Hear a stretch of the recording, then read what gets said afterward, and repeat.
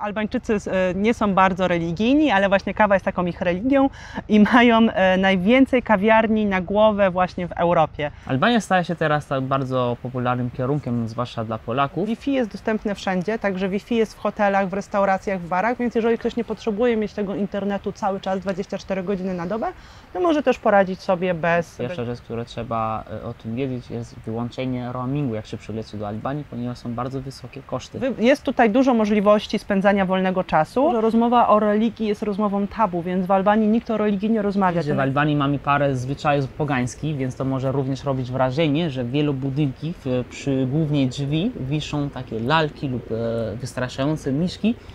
Cześć, ja nazywam się Jarek z Szalonych Walizek i zapraszam Was dzisiaj na podróż po Albanii, ale taką podróż gadaną, ponieważ dzisiaj porozmawiamy o Albanii, jej tajemnicach i takich rzeczach bardzo istotnych też dla osób, które przyjeżdżają do Albanii pierwszy raz.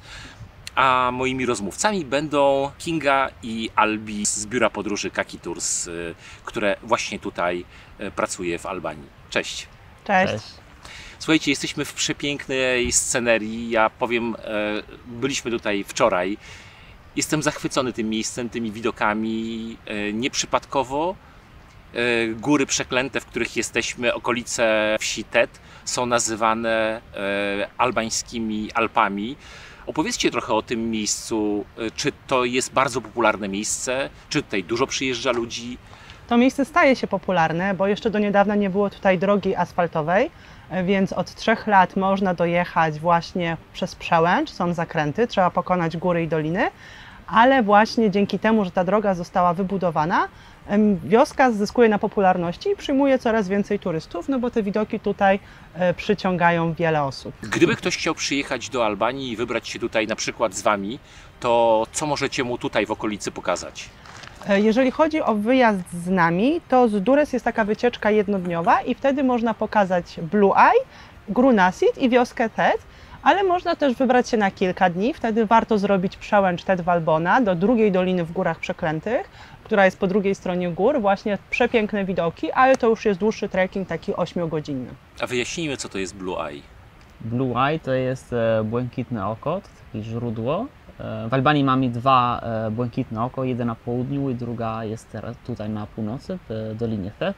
To atrakcja, która można odwiedzić godzinę trekkingiem od miejscowości Derluse, która jest blisko Tet. A ja Wam jeszcze dodam, że Albi skakał w tym miejscu i w drugim wcześniej i woda ma temperaturę około 3-4 stopni i Albi jest po prostu albańskim morsem.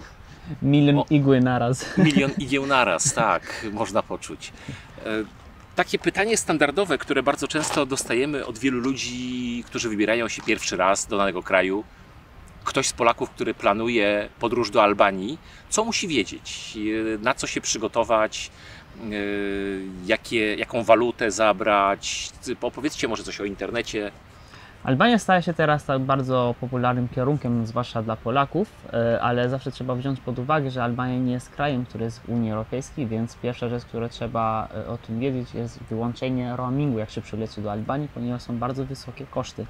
Słyszeliśmy różne historie, więc najlepiej po prostu wyłączyć roaming, jak jest też w Albanii. Są różne opcje, żeby mieć internet w kraju. Można kupić eSIM albo można kupić kartę internetową, lokalną kartę SIM na lotnisku. Więc to jest pierwsza rzecz, której należy pamiętać w Albanii.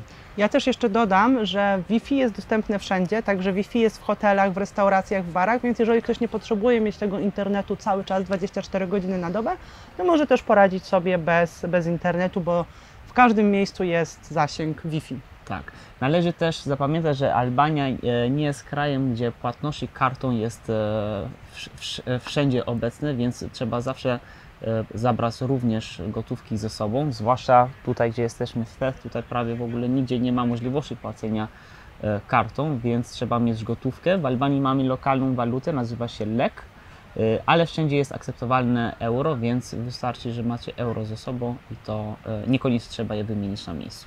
Ale warto wymienić, bo wtedy łatwiej jest liczyć resztę, korzystniejsze są ceny, więc jeżeli macie możliwość, to wymienić euro na leki, natomiast z euro można sobie tutaj wszędzie poradzić. Kartą można płacić w hotelach, w większych restauracjach, natomiast najlepiej właśnie wziąć gotówkę. Tak, tym bardziej takie restauracje, hotele, tam można płacić kartą lub supermarkety. Takie małe markety to raczej nie jest możliwości płacenia kartą.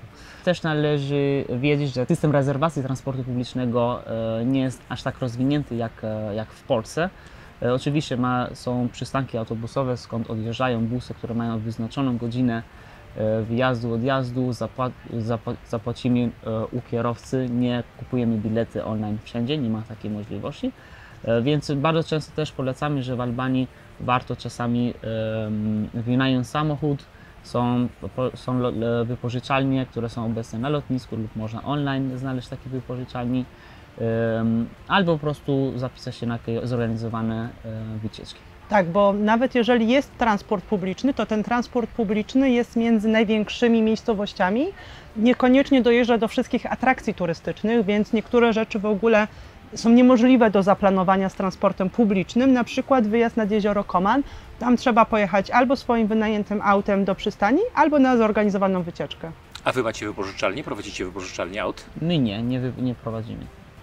Czyli do was tylko na wycieczki? Na wycieczki, tak. Na wycieczki. Miałem jeszcze pytanie a propos waluty, wymiany.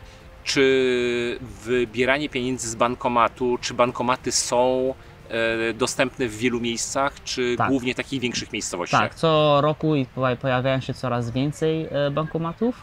Nawet, bo wcześniej one były obecne tylko przy Siedziba Bank, a teraz są obecne wszędzie, również w miejscach, które są turystyczne, więc bankomaty. Należy pamiętać, że w Albanii pobiera się prowizji za wypłacenie lokalnej waluty. Większość czasu to jest po prostu jednorazowa prowizja, która zaczyna się od 6 euro, więc należy po prostu wiedzieć mniej więcej ile człowiek chce wydać podczas pobytu i wtedy po prostu jednorazowo robisz tą transakcję. Z bankomatu można wypłacić tylko lokalną walutę, leki, tak? Są niektóre banki. W miastach, tak. W miastach są bankomaty, które wypłacają euro. Tutaj w tych miejscowościach typu Tet są przewożone takie bankomaty przenośne, ale trzeba się liczyć z tym, że w nich często brakuje gotówki. Tak. Czyli nawet jeżeli w takiej miejscowości turystycznej jest przywożony bankomat do wypłacania pieniędzy, to nie zawsze można pobrać z niego środki, bo po prostu jest pusty. Czyli w większych miejscowościach bez problemu starają się też doprowadzać te bankomaty do mniejszych miejscowości, natomiast nie zawsze to działa, więc powtarzamy jeszcze raz, najlepiej wziąć gotówkę z Polski. Pytanie, które na pewno też się pojawia na forach i pewnie wiele osób się zastanawia, czy w Albanii jest bezpiecznie? To może ty opowiadasz na tym, Uśmiechy. bo jesteś kobietą, która przyleciła do Albanii. Jeżeli chodzi o bezpieczeństwo w Albanii, to jak najbardziej Albania jest krajem bezpiecznym. Obowiązuje tutaj prawo honoru, prawo gościnności, więc już w ogóle turyści mogą czuć się naprawdę bardzo, bardzo bezpiecznie w Albanii. Albańczycy też z natury są pomocni, przyjaźni, więc bardzo pomagają. Mają też takie powiedzenie podobne do naszego polskiego, że dom należy do Boga i gościa, także ja myślę, że turyści mogą czuć się w Albanii bardzo bezpiecznie. Wiem, że mówi się o Albańczykach właśnie w takim kontekście, że jest niebezpiecznie albo że są członkami mafii. Natomiast to nie dzieje się w Albanii. Na terenie Albanii nie ma jakichś statystyk, jeżeli chodzi o przemoc. Na przykład Albi raz pomylił się, zaparkował źle auto i zadzwonił na komisariat policji, że ukradli mu samochód. I policjant mówi, ale jesteś pewny? Wiesz, gdzie zostawiłeś samochód? Bo od 2 lat w Durrës nie mieliśmy żadnej kradzieży, także czy jesteś pewny, że nie zaparkowałeś go w innym miejscu? No i policja przyjechała sprawdzić i auto było zaparkowane w innym miejscu. Albi, miałem takiego profesora na studiach, on też parkował auto i zapominał gdzie, ale on miał 70 lat. Ale ja nie byłem sam, byłem z kuzynem i on tak samo jak ja, bardzo pewny, że ukradli nasz samochód. Także jeżeli chodzi o... Dodam też, że jak dojechaliśmy do Tet wczoraj, to Jarek mówił, Albi, nie zamknąłeś auto. A mówimy, okej. Martwiłem się o to, nie zamknąłeś auto. Albi mówi, słuchajcie, nic się nie stanie, nie przejmuj się. Własność prywatna w Albanii jest święta. No wiadomo, słuchajcie, zawsze trzeba zwracać uwagę, bo w tłocznych miejscach są różni ludzie, więc pilnujemy tak jak wszędzie swoich osobistych rzeczy. Wiadomo, że nie zostawiamy ich gdzie popadnie. Natomiast nie trzeba się obawiać. Ja chodzę po zmroku sama po ulicach, czuję się bardzo bezpiecznie i kiedyś jechałam w noc takim naprawdę ciemną ulicą, przecięłam oponę, za mną jechali chłopcy w BMW, tylko mnie szybko wyprzedzili. W tempie Formuły 1 po prostu wymienili mi oponę, nawet nie zdążyłam zadzwonić do Albiego, wsiedli do auta, żeby nie sprawiać, że będę się czuła niekomfortowo z nimi i odjechali. Także nigdy tutaj nie miałam takiej dwuznacznej sytuacji. Bardzo miłe. Nigdy nie odwracałam się za siebie, czy wszystko jest w porządku. Z mojej perspektywy jako kobiety i jako Polki nigdy nie czułam się tutaj zagrożona.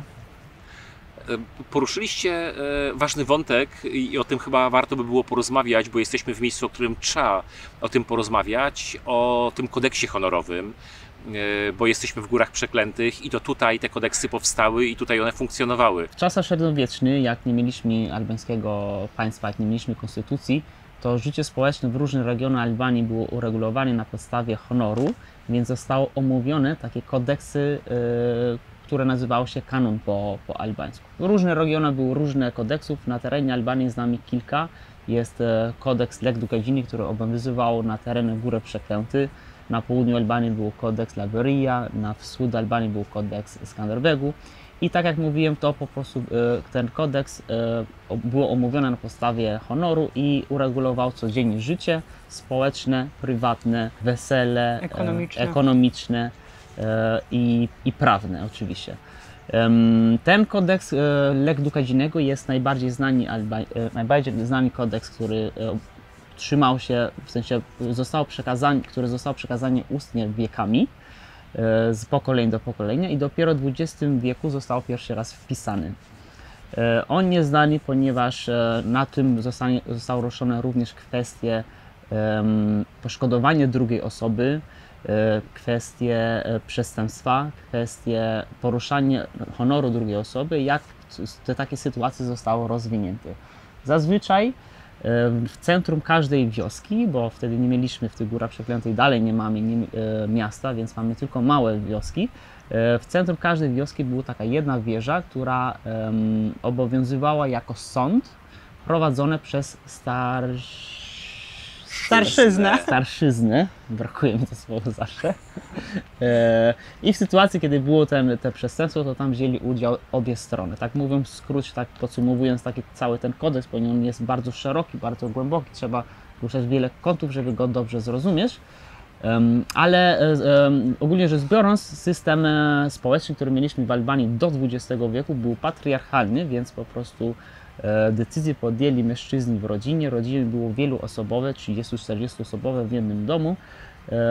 I w tym kontekście to właśnie dwa punkty są właśnie takie znane na arenie międzynarodowej, czyli zemsta, jak to zostanie rozwinięte, zemsta krwi, jak to zostanie rozwinięte, zemsta krwi. I taki sąd odbywał się w takiej wieży, gdzie główny cel tego sądu właśnie był, żeby wybaczać krwi między dwoma stronami. A w sytuacji, kiedy krew nie zostanie wybaczona, to wtedy zaczyna się zemsta krwi między dwoma stronami, dwoma klanami, dwoma rodzinami. I to może kontynuować aż do śmierci ostatniej mężczyzny w rodzinie. I w sytuacji, kiedy dojdziemy do tego punktu, że już nie ma mężczyzn w rodzinie, to zazwyczaj najmłodsza kobieta w rodzinie przyjmie na siebie tytuł burnesz, która przychodzi od łączenia dwa słowa, bur, co oznacza mężczyzna, a nesz, co oznacza między nas, czyli to jest taki tytuł, który ona bierze, mężczyzna między nas. Żeby dostać ten tytuł, ona musi zmienić swoje imię na wersję męską, czyli na przykład Kinga, gdyby była burnesz, to byśmy ją nazywali Kingi. Ona by obcięła włosy, żeby wyglądała jak mężczyzna, ubrałaby stroje męskie i przebywała tylko w towarzystwie mężczyzn, ponieważ w systemie patriarchalnym to mężczyzny siedzą osobno, jedzą osobno, a kobiety z dziećmi osobno. Więc ona przyjmie na siebie też również fizyczne prace męskie i najważniejsze jest to, że wobec niej nie ma żadnej dyskryminacji, że wiadomo, że ona jest kobietą, ale na niej należy tytuł mężczyzna. Dlaczego? Ponieważ w systemie patriarchalnym rządzi mężczyzna i w rodzinie powinien być mężczyzna, który ma funkcję reprezentacyjną i podejmuje decyzje. Ale nad burneszami nie należy zemsta, więc po prostu jak nie ma prawa zemsty. Jak umiera ostatni mężczyzna rodu, to wtedy kończy się zemsta między dwoma stronami. Czy obecnie ten kodeks honorowy obowiązuje? Ten kodeks honorowy obowiązywał do 1912 roku, kiedy mamy powstanie albańskiego państwa, czyli odłączeni od Imperium Osmańskiego. i wtedy już nie obowiązywał, ale tak naprawdę ten kodeks zostanie całkowicie wyciągnięty z tego regionu Gór Przeklętych w 1945 roku, kiedy komuniści biorą władzę w kraju. Więc od 1945 roku już nie mieliśmy sytuacji związane z kodeksem albo przestępstw związane z kodeksem lub sądy w wierze związane z kodeksem. I tak to trwało do 1991 roku, do roku, kiedy upadł system komunistyczny w kraju. Ale po upadku komunizmu mieliśmy taki okres również pokojowy w Albanii, między innymi mieliśmy wojnę domową, która zaczęła się od piramidy finansowej w 1996 roku. I jak były przestępstwa później, po 1991 roku, kiedy upadł, tak w nawiasie, państwo albańskie, ludzie stracili również zaufanie do prawa, do konstytucji, więc wrócili do starych zasad.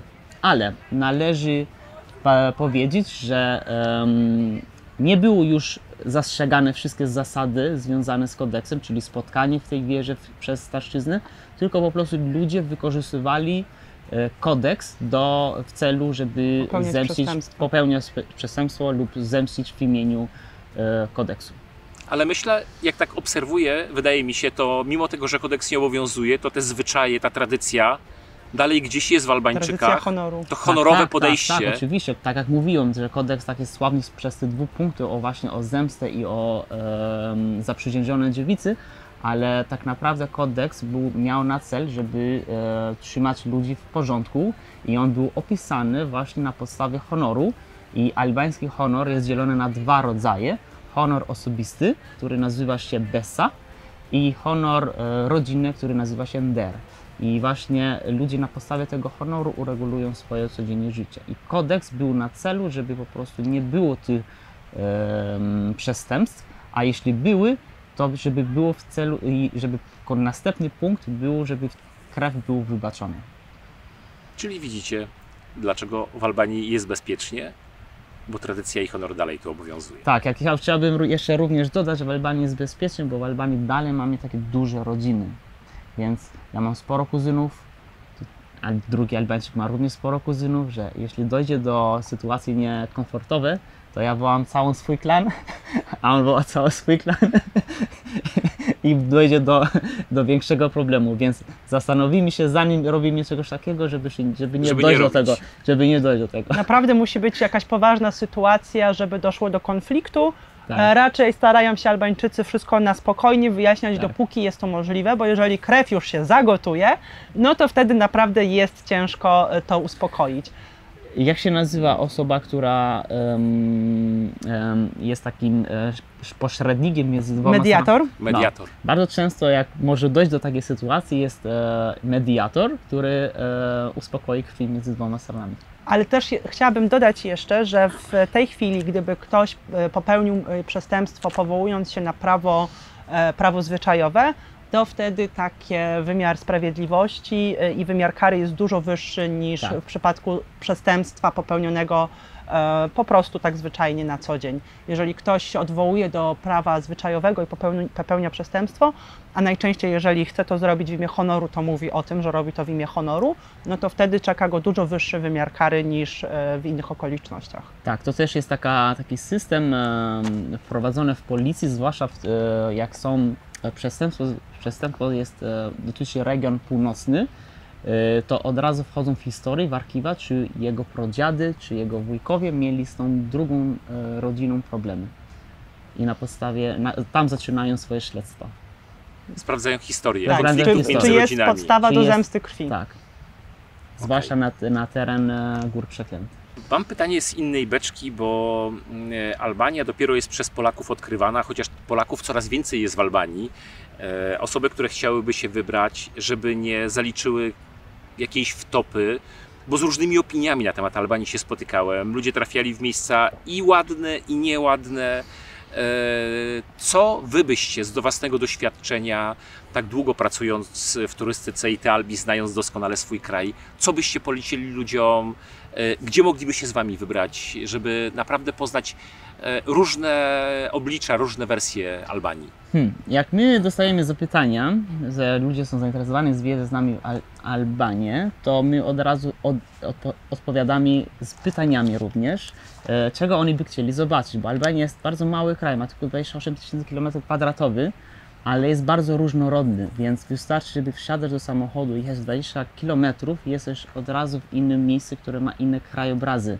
Więc jako kraj my mamy dwa morze, Morze Adriatyckie, Morze Jońskie, plaże piaszczyste, plaże kamieniste, mamy góry, mamy Alpy, mamy wzgórze. Przepraszam, więc... wejdę w słowo. Gdzie są plaże, po której stronie są plaże kamieniste, a po której piaszczyste? Od północy Albanii, czyli od granicy z Czarnogórą aż do miasta Vlor, mamy Morze Adriatyckie i tutaj mamy tylko plaże piaszczyste. Tak, pojedyncze są niektóre plaże kamieniste, ale zazwyczaj tylko plaże piaszczyste.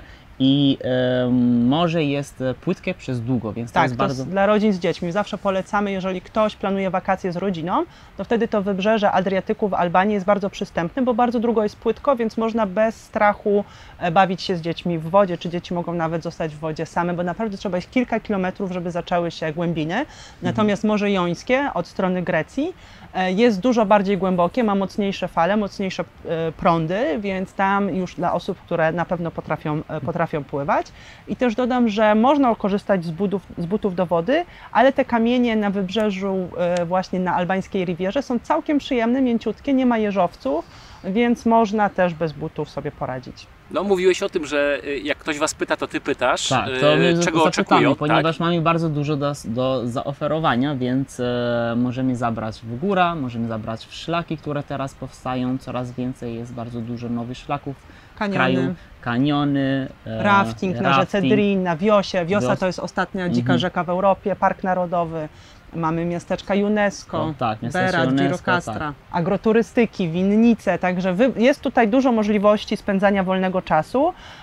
To, co my byśmy na pewno radzili, to nie przyjeżdżać w sierpniu. Jeżeli ktoś ma możliwość, to ja bym poleciła, żeby sierpnia unikać, ponieważ jest wtedy najwięcej ludzi i te takie najmniej fajne cechy w Albanii, czyli bałagan, to jest wtedy widoczne naprawdę. Myślę, że Albania się zmienia i dużo miejsc już naprawdę jest na bardzo wysokim poziomie. Ja tutaj mieszkam od kilku lat i widzę, jak pozytywna zmiana następuje w społeczeństwie. Naprawdę te miejsca turystyczne są czyste, są posprzątane. No wiadomo jeszcze, że o tym się mówi w Albanii, że Albania może być... mogą być gdzieś śmieci, natomiast to nie jest w miejscach turystycznych, ja bym się tego nie obawiała. W miejscach, które są piękne, które się zwiedza, jest już tutaj zadbane. Tak, co roku jest, oczywiście, prawda mówiąc, mamy jeszcze problemy z śmieciami, nie ma segregacji w Albanii, ale też zauważamy w ciągu ostatnich 5-7 lat, że właśnie przez ten coraz więcej również ilość turystów, które przyjeżdża do Albanii, to chmurki krążą. Zobaczcie, co się stało. Samolot. Samolot. No właśnie, równo na nas. Ale nie? już.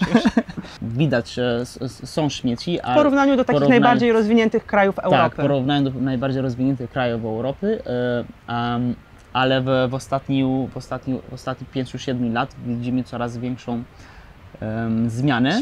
Świadomość. Też właśnie przez to, że przyjeżdżają turyści, zwracają na to uwagę. Więc ja osobiście widzę, że jest progres, ale dalej jest dużo Jest jeszcze coś do zrobienia. Nie, słuchajcie, żeby to zmienić, żeby zmienić takie nawyki, potrzeba naprawdę lat i czasami pokoleń, a z drugiej strony śmieci są wszędzie. Tak, to prawda. My czasami też jesteśmy pytani o to, czy gdzieś tam jest brudno. Przecież my widzimy śmieci w Polsce.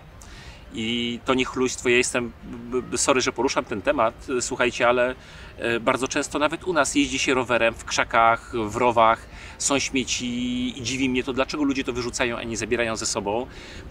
My we własnym kraju mamy problem, a ten problem właściwie jest wszędzie, bo to jest kwestia nawyków. Jedni ludzie mają dobre nawyki, inni nie. Chciałbym dodać też, że większość miejsc publicznych nie są sprzątane przez obywateli, to są sprzątane przez służby, tak? Więc w Albanii też mamy mało, porównując zwłaszcza do Polski, mamy bardzo mało funduszy przeznaczone na bardzo niskie podatki. Mało ludzi tutaj płacą podatki, więc mało też, to też automatycznie jest mniej śmieciarek, mniej ludzi zatrudnionych do sprzątania. segregacji nie ma, więc trzeba mieć też taka świadomość, że po prostu to jest kwestia czasu.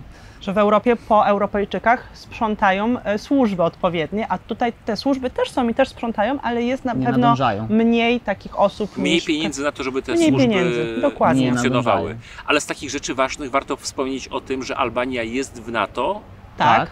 i jest kandydatem do Unii. Tak, Tak, Albania jest NATO od 2008 roku i w zeszłym roku nawet została otworzona baza NATO na południu Albanii, blisko miejscowości Berat. I od 2020 roku jest oficjalnym kandydatem teraz Unii Europejskiej. Jest w tym procesie razem z Macedonią i tak razem mają progres. Wiecie co, a taka jeszcze rzecz mi przyszła do głowy, kwestie takiego bezpieczeństwa zdrowotnego. Gdyby komuś coś się stało, na jakim poziomie waszym zdaniem jest służba zdrowia w Albanii? Skaleczenie, boli ząb, coś tam, złamana ręka, bo wszystko się może zdarzyć w podróży. Dla turystów obsługa jest bardzo dobra. Tutaj też trzeba podkreślić, że turyści dostają inny rodzaj obsługi niż lokalni mieszkańcy. Turyści są traktowani z przywilejami. Jeżeli chodzi o kwestie formalne, to Polska ma umowę z Albanią o bezpłatnym leczeniu, więc Polacy tylko wchodzą do szpitala i od razu są obsługiwani. Tak właściwie nie potrzeba żadnych dokumentów, żadnej papierologii. Turyści, którzy musieli korzystać z takiej pomocy, byli zawsze zadowoleni. Być może ta jakość, jeżeli chodzi o standard, czyli o ten sprzęt, który tam jest, czy pewne standardy higieny są na troszkę innym poziomie niż w Polsce, ponieważ nie ma też aż tylu funduszy na ten cel. Natomiast jeżeli chodzi o podejście lekarzy, o szybkość działania, o ich skuteczność, to wszyscy turyści byli zawsze zadowoleni i zawsze dawali pozytywny feedback. My zawsze też polecamy, żeby jednak i tak to ubezpieczenie wykupić, dlatego że są pewne terapie, których nie pokrywa albański NFZ, a mogą być konieczne. Może być konieczny specjalistyczny transport medyczny i to też obowiązuje tylko na ubezpieczeniu, więc pomimo tego, że Albania z Polską ma bezpłatną umowę, ma umowę o bezpłatnym leczeniu, to takie ubezpieczenie turystyczne i tak polecamy sobie zawsze Ja właśnie wykupić. też o tym mówię i my często z Doris wspominamy, że jak ważną sprawą jest ubezpieczenie w podróży i nie szukajcie najtańszego ubezpieczenia, tylko takiego, które was zabezpiecza na te chwile najgorsze, bo po to kupuje się ubezpieczenie. Niestety łącznie z transportem medycznym i również z transportem, powiem wprost, zwłok, bo tego typu historie też się w podróży zdarzają i nam się też zdarzały takie historie, tragedie. Wiedzieliśmy o nich, widzieliśmy. Tak, my jako Więc tutaj lepiej chuchać na zimne Tak. i mieć to załatwione. A propos, gdy jesteśmy przy ubezpieczeniach, osoby, które na przykład chciałyby swoim samochodem przyjechać do Albanii, czy zielona karta jest wymagana? Tak, jest wymagana zielona karta. Oczywiście nie można zapomnieć dowodu rejestracyjnego, wszelkie dokumenty elektroniczne, które w Polsce działają, czyli my możemy w Polsce na e-obywatelu pokazać elektroniczny dokument. W Albanii to nie obowiązuje, więc musimy mieć ze sobą papier, czyli i prawo jazdy, i dowód rejestracyjny, i zieloną kartę ze sobą w wersji takiej analogowej w ręce. Okej. Jak jesteśmy już w Albanii, co warto dobrego zjeść? Bo to jest to, co zawsze nas interesuje. Co To jest polecacie? mój ulubiony temat. Temat Kingi, więc ja odpoczywam.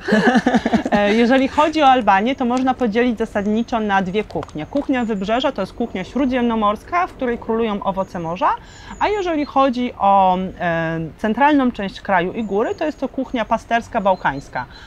Więc na Wybrzeżu polecam jeść owoce morza, polecam jeść ryby, grillowane warzywa, sałaty, makarony, czyli wszystko to, z czego słynie kuchnia śródziemnomorska. Wspaniała oliwa z oliwek, wspaniałe sery, przepyszne ekologiczne mięso, bo jak będziecie podróżować po Albanii, to zobaczycie, że kozy, owce, wszystko wypasa się naturalnie na pastwiskach, więc to jest bardzo dobra jakość jedzenia. Też przez dobre nasłonecznienie, dobre warunki hydrologiczne, nawet najprostsze jedzenie ma przepyszny smak. Właśnie w centralnej Albanii, tam gdzie jest kuchnia pasterska, warto spróbować takich dań zapiekanych, stawę, tawę kosi, ferges. Warto na pewno spróbować byrka. Z byrka słyną całe Bałkany, ale każda nawet gospodyni robi go inaczej, więc na pewno warto skosztować byrka w różnych miejscach, nie Byrek, tylko w czyli jednym. taki burek, u nas się na to burek też tak, mówi. tak, burek to jest tak bardziej po turecku, a w Albanii byrek i oni bardzo pilnują, żeby mówić byrek. Albi ma tutaj punkt honoru, że ma być byrek. Będzie byrek. Albo nie zjesz. Więc jest byrek, są zapiekane warzywa, czyli faszerowane bakłażany, papryki. Kuchnia ma dużo do zaoferowania, więc albo bym jadła w lokalnych, małych restauracjach, albo w takich kafejkach przy morzu, gdzie są świeże ryby, owoce morza. Jeszcze a propos jedzenia, a właściwie bardziej picia, jest jedna rzecz, która mnie bardzo pozytywnie w Albanii zaskakuje. To jest kawa. Skąd tutaj taki wielki szacunek, atencja i taka znajomość w kwestii kawy? Nie wiem, ale można to też traktować jako podejście południowe Europy, że takie wszystko tak na luz trochę, na wolnym tempie, więc myślę, że stąd zbiera się też ta potrzeba na kawy, bo kawę wypijemy kilka razy dziennie. Jak powiem, że jeszcze XX wieku to tradycyjna kawa w Albanii to była kawa po turecku, czyli zrobiona w tygiel.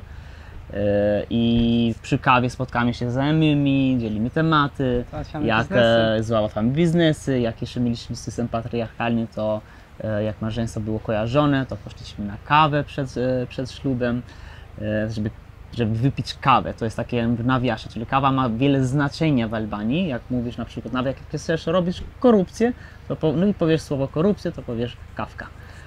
Że pani w urzędzie mówi, że ona jeszcze nie piła dzisiaj kawy i to znaczy, że tam potrzeba zostawić parę... Wesprzeć panią. Jeśli nie chcesz poczekać pół godziny, bo ona jeszcze dobrze nie funkcjonuje, to muszę się wesprzeć kawą. Bardzo ciekawe. Kawa ma wiele znaczeń. Ale po upadku komunizmu to weszło do Albanii kawa espresso i w Albanii kawa nie rośnie, więc importujemy ją z południa, z Ameryki Południowej lub z Afryki, ale sposób parzenia kawy jest podobny do tej we Włoszech, więc po prostu kawa espresso wychodzi fantastyczna. Jak zamawiasz kawę w Albanii, warto to powiedzieć. Jak powiesz sam słowo kawę w Albanii, to dostaniesz taki espresso, z którego pół filiżanka jest z kawą. Nawet jak powiesz kawa czarna, to i tak dostaniesz espresso. Żeby wypić taką większą kawę, trzeba powiedzieć americano, tak? Także to jest bardzo ważne. Tak, my w Albanii pijemy, tak jak mówię, pijemy w Albanii dwa rodzaje, albo kawa espresso, czyli pół filiżanek, albo macchiato, to byłby ten sam filiżanek, tylko że wtedy z ciepłym dodatkiem ciepłego mleka. Ciepłym mlekiem. No pijemy kawę kilka razy dziennie, dzień nie zaczyna się bez kawy, więc to jest po prostu ważny. To jest nasza religia, byśmy powiedzieli. Tak, jest najwięcej, bo Albańczycy nie są bardzo religijni, ale właśnie kawa jest taką ich religią i mają najwięcej kawiarni na głowę właśnie w Europie. Także te kawiarnie są na każdym kroku, w każdej najmniejszej wiosce można wypić dobrą kawę. Każda wioska, każde miasto, każda dzielnica. Dzielnice mają po kilku, ale mówię, że też takie małe po prostu wioski mają kawiarni, bo to jest miejsce spotkań. Więc mamy statystycznie jedną kawiarnię zarejestrowaną z numerem NIP na 150 czy 170 mieszkańców. Niebywałe. I każda przetrwa. Ma wystarczający ruch, żeby kontynuować działalność swój. A jak już jesteśmy przy napojach, to w Albanii jest tych napojów niezły wybór, bo i do schłodzenia jest niezłe piwo, i to bezalkoholowe, i alkoholowe. Możesz wymienić jakieś takie, które są Twoim zdaniem dobre, jeżeli ktoś chciałby tutaj spróbować dobrego piwa? Pierwsze albańskie piwo to było piwo Korcza. Fabryka jest na południu wschód Albanii. Jest rozpowszechniona na całe tereny Albanii. W Tiranie jest fabryka Tirana, czyli piwo Tirana, która jest w dwa wersji. Mamy piwo Elbar, które też jest produkowane w Albanii Środkowej. Jest piwo Peja, która pochodzi tak naprawdę z Kosowa, ale jest też obecna, rozpowszechniona na całe tereny Albanii. No i macie też niezłe wino. Wino tak, tylko że chciałbym dodać, że winiarnie w Albanii to są takie małe, takie rodziny, które produkują między 20 000 do 100 000 butelek rocznie. To nie jest w skali przemysłowej, więc wino jest, wiele winiarni mają po prostu podejście lepiej, mniej i dobrze lub dobrej jakość niż po prostu w skali przemysłowej. Produkujemy w Albanii wino wytrawne i półwytrawne. Zazwyczaj nie ma winiarni, które produkują słodkie wina lub półsłodkie. A ja Wam powiem, że to jest najlepsze podejście, właściwie nie przemysłowe, a małe winiarnie, małe winnice, które produkują wysoką jakość, a mniejszą ilość. I właśnie to jest też powód, żeby Albanię odwiedzić i spróbować czegoś. W Albanii mamy czegoś dobrego. również tradycyjnie rakiję. I różne odmiany rakii. Tak, rakija, różne regiony produkuje różne rodzaje, ale zazwyczaj na wybrzeżu Albanii mamy raki produkowane z winogron. Wiele Albańczyków uważają, że dobra rakija powinna mieć między 45 do 60% alkoholu, ale zdarza się, że może mieć również więcej.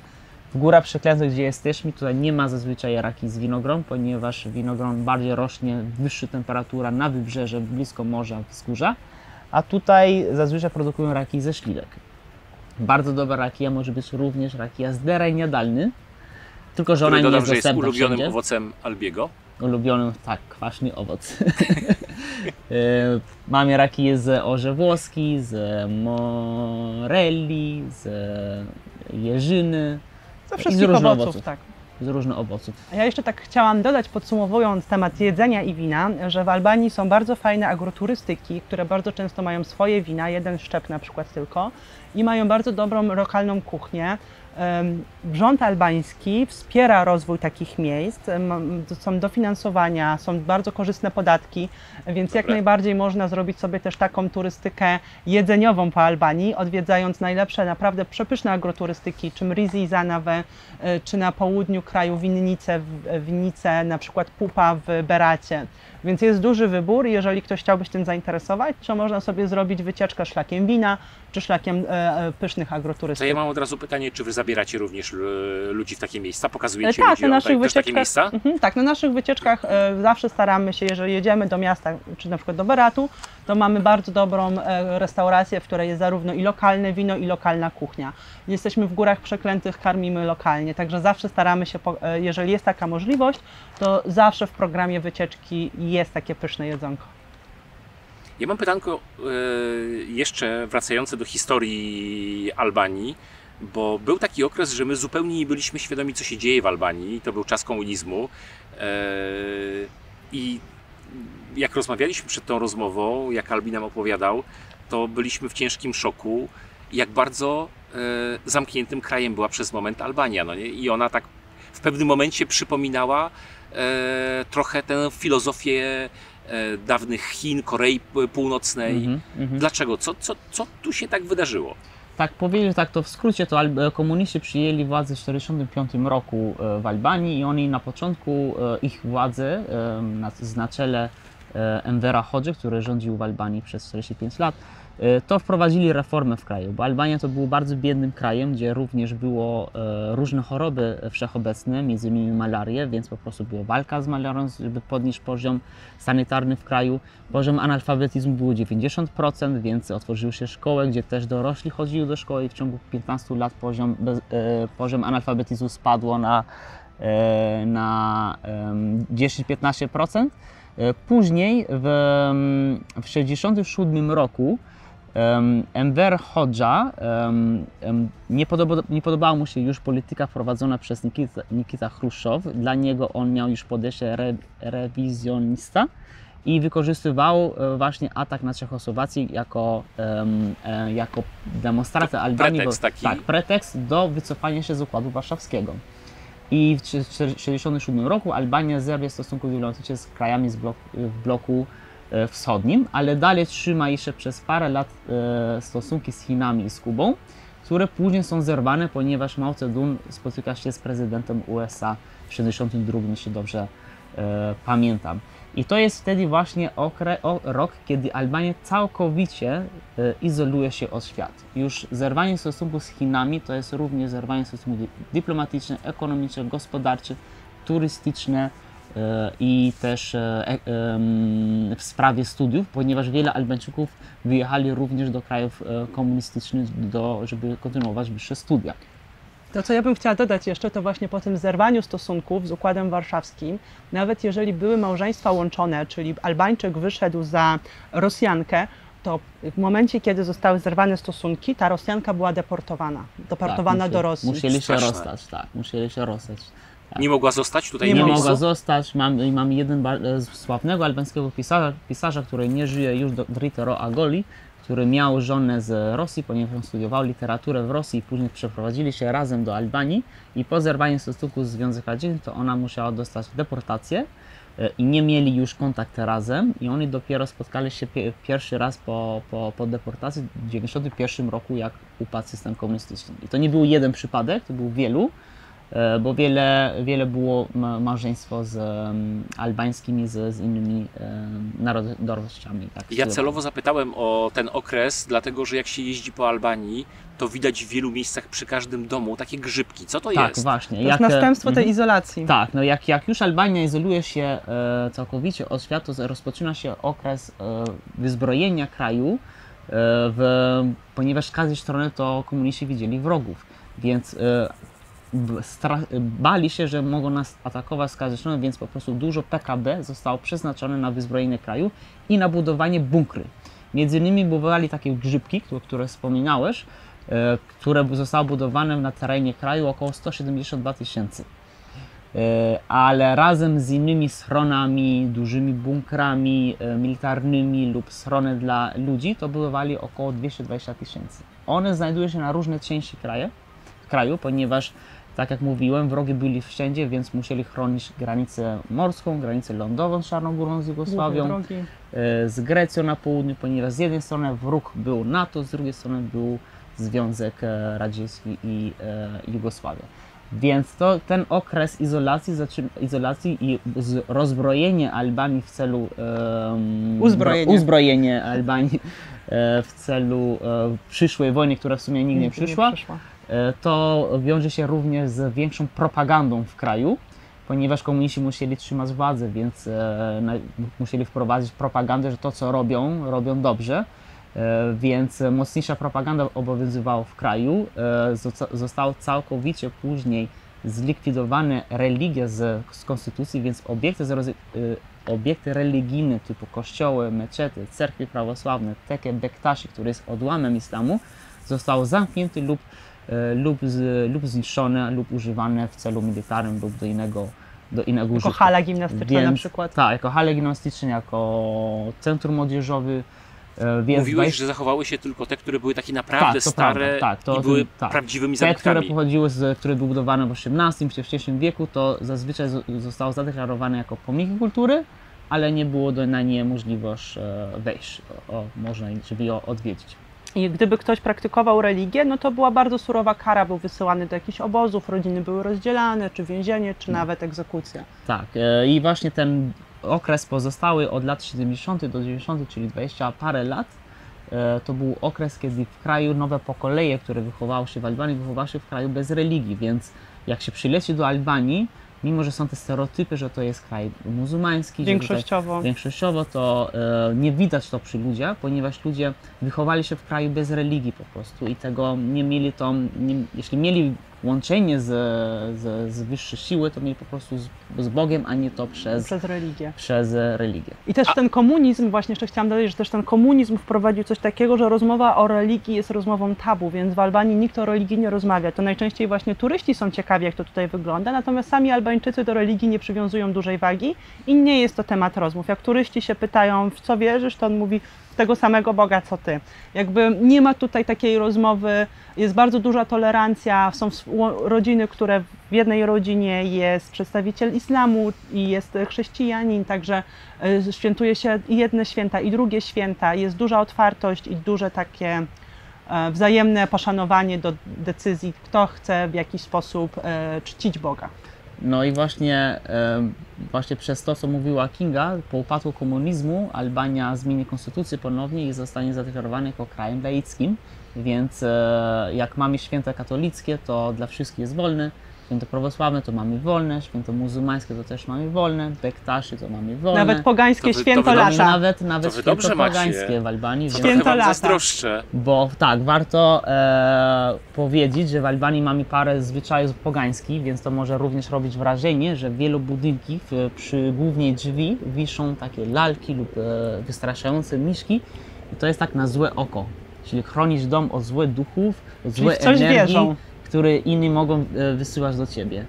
To jest jedna, mamy to święto pogańskie, która 14 marca, święto lata, która symbolizuje koniec, przetrwanie zimy i początek wegetacji, nowej życia, nowej energii. Tak, A i ja jeszcze- celowo Was pytałem, przepraszam, bo celowo Was pytałem o ten okres komunizmu i takiego wyizolowania Albanii, bo Wy też pokazujecie turystom, którzy przyjeżdżają, takie ciekawe atrakcje związane z tym okresem, no nie? Tak, tak. Są muzea, jest Bunkart 1 i Bunkart 2. To są muzea zorganizowane w schronach przeciwatomowych. Bunkart 1 jest wielopoziomowy przy górze Dajti. Bunkart 2 jest to schron, który jest połączony z Ministerstwem Spraw Wewnętrznych. Czyli tak w Albanii te bunkry zostały wykorzystane i w tych największych schronach, czyli w schronie w centrum Tirany i na górze Dajti, zostały utworzone muzea Bunkart 1 i Bunkart 2.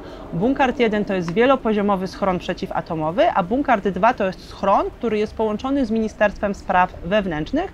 Są tam zorganizowane wystawy takie multimedialne, które pokazują, jak działała tajna policja, jak wyglądało życie w okresie komunizmu, więc można się tam bardzo dużo dowiedzieć i zobaczyć, właśnie wyobrazić sobie, do jakiego stopnia dochodziła paranoja komunistycznej władzy właśnie w Albanii. Dodam z ciekawostki, że za czasów komuny, jak Albania była izolowana, to i był krajem ateistycznym, był zakaz brody, ponieważ to symbolizował islam, a jak pojedynczy turyści przylecieli do Albanii i mieli długie włosy, to na nich czekał fryzjer, który obciął im włosy. Uniwersalna fryzura. Uniwersalna fryzura, więc nie mogłeś mieć długie włosy. I tak w skrócie można powiedzieć, że Północna Korea inspirowała się Albanią. Nieźle. A jeszcze z ciekawości powiem, że w Durrës mamy takie fajne muzeum, gdzie jest pokazywane tak, jak turyści zostali prześladowani turystów, jak mieli te takie pluskwy, które znajdowały się w hotelach, w pokojach. I z ciekawości tak dowiedziałem się tam, że jednego turysta z Włoch, który przyleciał do Albanii, miał długie włosy, to fryzjer na lotnisku go obciął źle, więc on zdecydował się, że w ogóle nie zwiedza Albanii i przez 2 tygodnie został w hotelu w pokoju. Popadł w depresję. Popadł w depresję. Albi, a ja mam takie osobiste pytanie. Tak. Jak to się stało, że tak pięknie mówisz po polsku? Powiem szczerze, że nie planowałem, że lecę do Polski i będę studiował w Polsce, ale tak przez przypadek znalazłem taki program, taką wymianę, umowę bilateralną między Albanią, która obowiązywała od lat 90., że miałem możliwość studiować w Polsce, miałem studia za darmo, ale warunek był, że studia miały być w języku polskim i trzeba było chodzić na studium języka polskiego.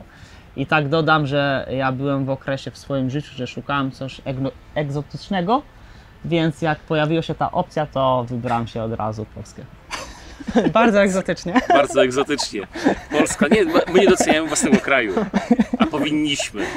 Więc ja chodziłem przez rok w Łodzi na studium języka polskiego i tak przez 4 miesiące bez przerwy widziałem śnieg i to była egzotyka dla mnie.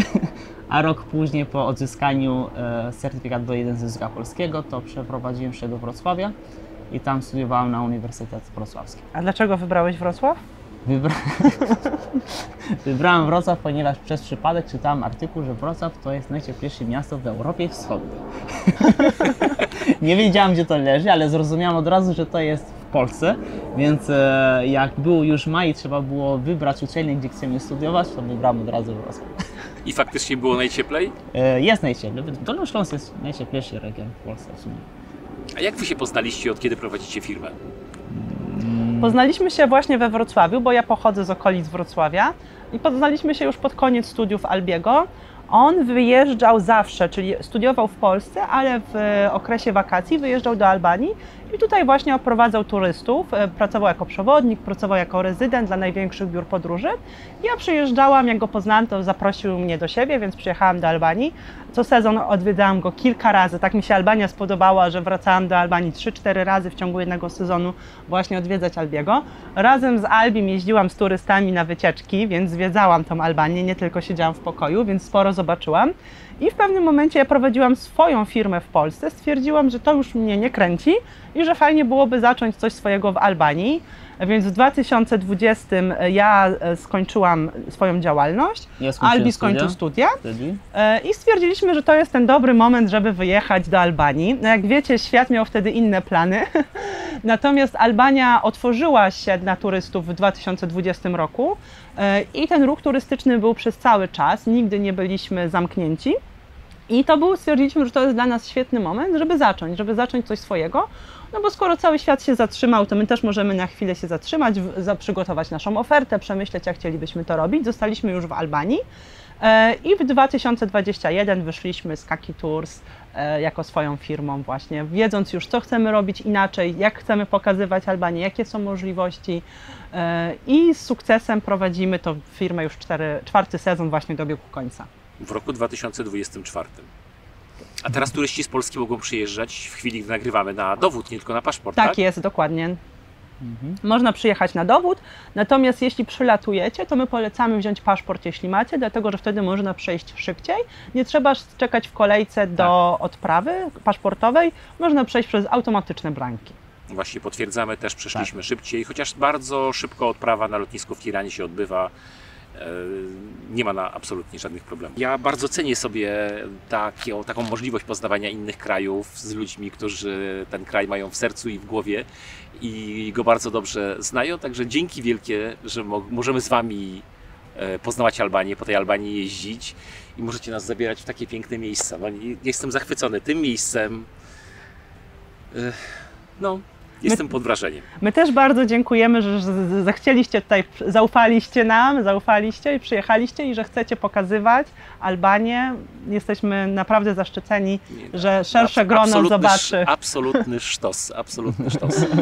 Alpy albańskie. Kochani, przyjeżdżajcie tutaj, przyjeżdżajcie też z nimi, bo oni mają bardzo duże doświadczenie. Dzięki, że oglądaliście ten odcinek naszej rozmowy. Jak Wam się podobało, zostawcie suba, zostawcie lajka i do zobaczenia w kolejnym filmie na kanale. Dziękujemy. Dziękujemy.